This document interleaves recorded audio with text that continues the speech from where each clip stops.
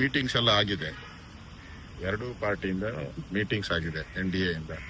ಅದರ ಅಂತಿಮ ರೂಪ ಕೊಡಬೇಕಾಗಿದೆ. ಈಗ ಅಂತಿಮ ರೂಪ ಕೊಡಕ್ಕೆ ನಾವಿಬ್ರು ಒಟ್ಟಿಗೆ ಸೇರ್ಬೇಕಾಗಿದೆ. ಇವತ್ತು ಅದಕ್ಕೆ ನಾನು ಬಂದಿದ್ದೆ ಡೆಲ್ಲಿಗೆ. ಅದೇ ವಿಚಾರವಾಗಿ ನಾನು ಕುಮಾರಸ್ವಾಮಿ ಅವ್ರನ್ನ ಭೇಟಿ ಮಾಡಕ್ಕೆ ಬಂದಿದ್ದೀನಿ. ಸುಮಾರು 1-1.5 ಗಂಟೆಗಳ ಕಾಲ ಚರ್ಚೆ ಮಾಡಿದ್ದೀವಿ. ಸೊ ಶನಿವಾರ ಅವರ ಕೆಲವು ನಾಯಕರು ಬರ್ತಾರೆ. ನಮ್ಮ ಕಡೆಯಿಂದನೂ ಒಂದು 4-5 ಜನ ಒಟ್ಟಿಗೆ ಸೇರಿ ಬಿಡದಿ ಹೋರಾಟವನ್ನ ಜಂಟಿಯಾಗಿ ಮಾಡಬೇಕಾ, ಹೇಗೆ ಮಾಡಬೇಕು ಅನ್ನೋದ್ರ ಬಗ್ಗೆ ಅವತ್ತು ಘೋಷಣೆಯನ್ನ ಮಾಡ್ತೀವಿ. ಅಂದ್ರೆ ವಿಧಾನಸೌಧ ಸೆಷನ್ ನಡೆಯುವಂತ ಸಂದರ್ಭದಲ್ಲ ಅಥವಾ ಹೊರಗಡೆ ಈ ಪಾದಯಾತ್ರೆ ರೀತಿಯಲ್ಲಿ JDS ಈಗಾಗಲೇ ಘೋಷಣೆ ಮಾಡಿತ್ತಲ್ಲ ಆ ರೀತಿ ಎಲ್ಲ? ವಿಧಾನಸಭೆ ಒಳಗಡೆ ಏನು ಪ್ರಾಬ್ಲಮ್ ಇಲ್ಲ. ಈಗಾಗಲೇ ಎಲ್ಲಾ ಸಂದರ್ಭದಲ್ಲೂ JDS BJP ಒಟ್ಟೊಟ್ಟಿಗೆ ಹೋರಾಟ ಮಾಡ್ತಾ ಇದ್ದೀರಿ. ವಿಧಾನಸಭೆ ಹೊರಗಡೆ ನಾನು ಹೇಳ್ತಾ ಇರೋದು ಪಾದಯಾತ್ರೆ.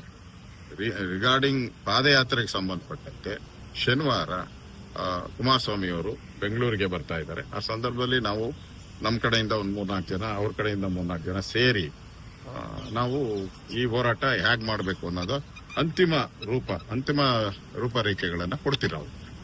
ಸರ್, ಒಂದ್ ಕಡೆ ಕಾಂಗ್ರೆಸ್ ಸರ್ಕಾರ ಬಿಡದಿ ಟೌನ್ಶಿಪ್ ವಿಚಾರವಾಗಿ ಎಲ್ಲಾ ಬೇಕಾದಂತ ಕ್ರಮಗಳನ್ನ ಕೈಗೊಂಡಿದೆ. ನೀವಿನ್ನು ಹೋರಾಟದ ಹಂತದಲ್ಲೇ ಇದ್ರೆ ಹೇಗೆ ಅಂತ ಹೇಳಿ? ಯಾವುದೇ ಕಾರಣಕ್ಕೂ ಬಿಡದಿಯ ಒಂದು ಟೌನ್ಶಿಪ್ ಆಗಕ್ಕೆ ಬಿಡಲ್ಲ. ಯಾವುದೇ ಕಾರಣಕ್ಕೂ ಬಿಡಲ್ಲ. ವಿಧಾನಸಭೆ ಅಧಿವೇಶನದಲ್ಲಿ ಅದನ್ನ ನಾವು ದೊಡ್ಡ ಪ್ರತಿಭಟನೆ ಮಾಡ್ತೀವಿ.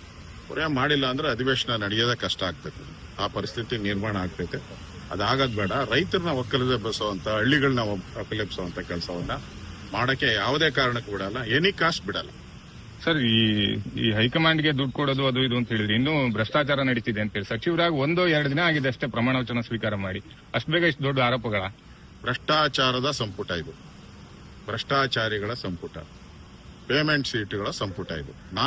ನಾನು ಹೇಳಿದ್ದೀನಿ ಇದನ್ನ ಪೇಮೆಂಟ್ ಸೀಟ್ಗಳ ಸಂಪುಟ. ಈಗ ನಿನ್ನೆ ಮಾಜಿ ಅಬ್ಕಾರಿ ಮಂತ್ರಿಗಳು ಓಪನ್ ಆಗಿ ವಿಡಿಯೋ ಎಲ್ಲ ಬಂದಿದೆ, ಎಲ್ಲ ಕಡೆ ವಿಡಿಯೋ ವೈರಲ್ ಆಗಿದೆ. ಎಲ್ಲ ಅವರೇ ಹೇಳಿದ್ದಾರೆ, ಕೇಂದ್ರ ಕಾಂಗ್ರೆಸ್ ನಾಯಕರಿಗೆ ದುಡ್ಡು ಕೊಟ್ಟವ್ರು ಯಾರ್ಯಾರು ದುಡ್ಡು ಕೊಟ್ಟಿದಾರೋ ಅವ್ರು ಮಂತ್ರಿ ಆಗಿದ್ದಾರೆ. ನಾವು ದುಡ್ಡು ಕೊಟ್ಟಿಲ್ಲ, ನಾವು ಮಂತ್ರಿ ಆಗಿಲ್ಲ. ಓಪನ್ ಆಗಿ ಹೇಳಿದ್ದಾರೆ. ಡಾಕ್ಟರ್ ಸುಧಾಕರ್ ಹಿಂದೆ ಮಂತ್ರಿ ಆಗಿದ್ದರು, ಎಜುಕೇಶನ್ ಮಿನಿಸ್ಟರ್ ಆಗಿದ್ದರು, ಹೈಯರ್ ಎಜುಕೇಶನ್, MC ಸುಧಾಕರ್ ಅವರು ಹೇಳಿದ್ದಾರೆ ಯಾರ್ಯಾರು ಹಣ ಕೊಟ್ಟಿದಾರೋ ಅವ್ರು ಆಗಿದ್ದಾರೆ. ನಮ್ಮ ಸಿದ್ದರಾಮಯ್ಯನ ಗ್ರೂಪ್ ಎಲ್ಲ ಸರ್ವನಾಶ ಮಾಡ್ಬಿಟ್ಟಿದ್ದಾರೆ. ಸಿದ್ದರಾಮಯ್ಯನವ್ರ ಜೊತೆ ಯಾರ್ಯಾರಿದ್ರು ಅವ್ರಿಗೆಲ್ಲರೂ ಕೂಡ ನಾಮ ಹಾಕಿದ್ದಾರೆ ಅಂತ ಅವರು ಹೇಳಿದ್ದಾರೆ. ಮತ್ತೆ ಪ್ರತಿಯೊಬ್ಬರು ಪ್ರೊಟೆಸ್ಟ್. ಈಗ ಲೇಔಟ್ ಕೃಷ್ಣಪ್ಪ ಅವರು ನೋಡಿದ್ದೀರಾ, CM ಪೋಸ್ಟರ್ಗಳಿಗೆ ಎಲ್ಲ ಕೈಯಿಂದ ಏನೇನೋ ತಗೊಂಡು ಹೊಡಿತಾ ಇದ್ದಾರೆ. ಅದೆಲ್ಲ ಬರ್ತಾ ಇದೆಯಲ್ಲ. ಇಡೀ ಚಿಕ್ಕಬಳ್ಳಾಪುರ 3 ತಾಲೂಕುಗಳು ಬಂದ್ ಆಗಿದೆ. ಫುಲ್ ಅಂಗಡಿ ಮುಗ್ಗಟ್ಟು, ಬಸ್ಗಳು, KSRTC ಎಲ್ಲ ಬಂದ್ ಆಗಿದೆ. ಅಂದ್ರೆ ಇಡೀ ರಾಜ್ಯದಲ್ಲಿ ಎಲ್ಲಾ ಕಡೆ, ಉತ್ತರ ಕರ್ನಾಟಕ ಇರ್ಬೋದು, ಹಳೆ ಮೈಸೂರು, ಎಲ್ಲಾ ಕಡೆನೂ ಕೂಡ ಕಾಂಗ್ರೆಸ್ ಪಾರ್ಟಿಯವರು ಮುಖ್ಯಮಂತ್ರಿ ಫೋಟೋ ಇಟ್ಬಿಟ್ಟು ಚಿಮಾರಿ ಆಗ್ತಾ ಇದ್ದಾರೆ ಎಲ್ಲಾ ಕಡೆ. ಅಂದ್ರೆ ಕಾಂಗ್ರೆಸ್ ಕಾರ್ಯಕರ್ತರಿಗೂ ಅನ್ಸ್ಬಿಟ್ಟಿದೆ ಈ ಮಂತ್ರಿಗಳಾಗಿರೋರೆಲ್ಲ ಪೇಮೆಂಟ್ ಮಂತ್ರಿಗಳು ಅಂತ. ಇದನ್ನ ನಾನು ಹೇಳ್ತಾ ಇಲ್ಲ, ಕಾಂಗ್ರೆಸ್ ಪಾರ್ಟಿಯವರು ಹೇಳ್ತಾ ಇದ್ದಾರೆ, ಕಾಂಗ್ರೆಸ್ ಪಾರ್ಟಿಯ MLAಗಳು ಹೇಳ್ತಾ ಇದ್ದಾರೆ. ದುಡ್ಡು ಕೊಡದೇ ಇರೋರಿಗೆ ಮಂತ್ರಿಗಳು ಸಿಕ್ಕಿಲ್ಲ ಅಂತ 100% ದುಡ್ಡು, ಅದ್ರ ಮೇಲೆ ರೇಟ್ ಎಷ್ಟಿದೆ ಅದು ವ್ಯಾಲ್ಯೂ ಕಟ್ಟಿ ಮಂತ್ರಿಯನ್ನ ಫಿಕ್ಸ್ ಮಾಡಿದ್ದಾರೆ.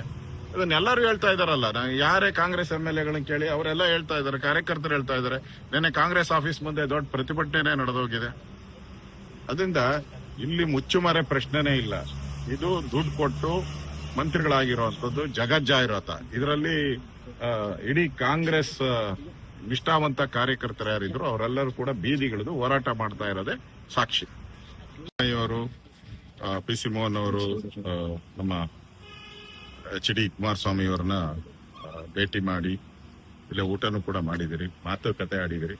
ಪ್ರತಿ ವಿಧಾನಸಭಾ ಅಧಿವೇಶನಕ್ಕೂ ಮುಂಚೆ ನಾವು ಮತ್ತು JDS ಯಾವ ರೀತಿ ಅಧಿವೇಶನದ ಒಳಗಡೆ ಸಮನ್ವಯತೆಯಿಂದ ಸರ್ಕಾರದ ಫೇಲ್ಯೂರ್ಸ್ಗಳನ್ನ ಹೇಳಬೇಕು ಅನ್ನೋದು ಚರ್ಚೆಯನ್ನ ನಿರಂತರವಾಗಿ ಮಾಡ್ತಾ ಇದ್ದೀರಿ. ಅದೇ ರೀತಿ ಈ ಬಾರಿನೂ ಕೂಡ ಅಧಿವೇಶನದ ಒಳಗಡೆ ನಾವು ಯಾವ ರೀತಿ ನಮ್ಮ ನಡವಳಿಕೆ ಇರಬೇಕು, ಯಾವ ರೀತಿ ಹೋರಾಟ ಮಾಡಬೇಕು. ಹೊಸದಾಗಿ ಈಗ ಮಂತ್ರಿ ಬೇರೆ ಸಿದ್ದರಾಮಯ್ಯನವ್ರನ್ನ ತೆಗೆದಾಕಿ ಹೊಸದಾಗಿ DK ಶಿವಕುಮಾರ್ ಅವರು ಮುಖ್ಯಮಂತ್ರಿ ಆಗಿದ್ದಾರೆ. ಅದಾದ್ಮೇಲೂ ಕೂಡ ಈ ಸರ್ಕಾರದಲ್ಲಿ ಏನೇ ಬದಲಾವಣೆ ಆಗಿಲ್ಲ. ಅದೇ ರೀತಿ ಲಂಚ, ಭ್ರಷ್ಟಾಚಾರ ಇವೆಲ್ಲಾನು ಕೂಡ ನಿರಂತರವಾಗಿ ನಡೀತಾ ಇದೆ. ಈಗಾಗಲೇ ನೀವು ನೋಡ್ತಾ ಇದ್ದೀರಾ, ಮಂತ್ರಿಮಂಡಲ ರಚನೆ ಆಗಿ ಎಲ್ಲ ಮಾಜಿ ಮಂತ್ರಿಗಳು ಮತ್ತೆ ಶಾಸಕರೆಲ್ಲರೂ ಕೂಡ ಓಪನ್ ಆಗಿ ಹೇಳ್ತಾ ಇದ್ದಾರೆ, ಡೆಲ್ಲಿಗೆ ದುಡ್ಡು ಕೊಟ್ಟಿಲ್ಲ, ನಾವು ಮಂತ್ರಿ ಆಗಿಲ್ಲ ಅಂತ ಹೇಳಿ. ಈ ಎಲ್ಲಾ ಬೆಳವಣಿಗೆ ಮಧ್ಯೆ ನಾವು ವಿಧಾನಸಭಾ ಅಧಿವೇಶನದಲ್ಲಿ ಯಾವ ರೀತಿ ಕಾಂಗ್ರೆಸ್ಗೆ ಮುಖಭಂಗ ಮಾಡಬೇಕು ಅನ್ನೋ ದೃಷ್ಟಿಯಲ್ಲಿ ನಾನು ಕುಮಾರಸ್ವಾಮಿ ಅವರ ಹತ್ರ ಚರ್ಚೆ ಮಾಡಿದೆ. ಅದೇ ರೀತಿ ಬಿಡದಿ ಹೋರಾಟದ ಬಗ್ಗೆನೂ ಅಷ್ಟೇ. ಬಿಡದಿ ಏನು ಲ್ಯಾಂಡ್ ಸ್ಕ್ಯಾಮ್ ಇದೆ ದೊಡ್ಡ, ಅದರಲ್ಲೂ ಕೂಡ ರಿಯಲ್ ಎಸ್ಟೇಟ್ ಬಿಡದಿ ಟೌನ್ಶಿಪ್ ಅನ್ನ ರಿಯಲ್ ಎಸ್ಟೇಟ್ ಮಾಡಕ್ಕೆ ಕಾಂಗ್ರೆಸ್ ಅವರು ಡಿ ಕೆ ಶಿವಕುಮಾರ್ ಅವರು ಹೊರಟಿದ್ದಾರೆ. ಈಗಾಗಲೇ ಅದಕ್ಕೆ ನಾನು ಕೂಡ ಹೋರಾಟ ಮಾಡಿದ್ದೀನಿ, 3-4 ಸರಿ ಹೋಗಿದ್ದೀನಿ. JDS ಅವರು ಕೂಡ ಅದ್ರ ಹೋರಾಟ ಮಾಡ್ತಾ ಇದ್ದಾರೆ. ವಿಧಾನಸಭೆಯಲ್ಲೂ ಕೂಡ ಅದನ್ನ ಚರ್ಚೆಗೆ ನಾವು ತಗೊಂತಾ ಇದ್ದೀರಿ. ಈ ಹೊರಗಡೆ ವಿಧಾನಸಭೆ ಹೊರಗಡೆ ಈಗಾಗಲೇ ಹೋರಾಟಗಳು ನಡೀತಾ ಇದೆ. ಎರಡೂ ಪಾರ್ಟಿ, ನಾವು ಬಿಜೆಪಿ ಮತ್ತು JDS ಎರಡೂ ಕೂಡ ಪಾದಯಾತ್ರೆಗಳನ್ನ ಘೋಷಣೆ ಮಾಡಿದೆ.